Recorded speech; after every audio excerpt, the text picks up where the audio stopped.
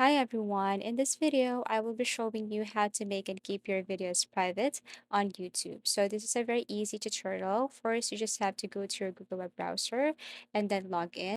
Now click your account and then scroll down, tap this YouTube Studio. Once you tap this YouTube Studio, then it will take you directly to the YouTube Studio, and then here, feel free to set your videos into public and private. Go to content and you will see here all the videos that you have uploaded. So let me show you my videos. This is what it looks like. Now, as you can see, there's this visibility.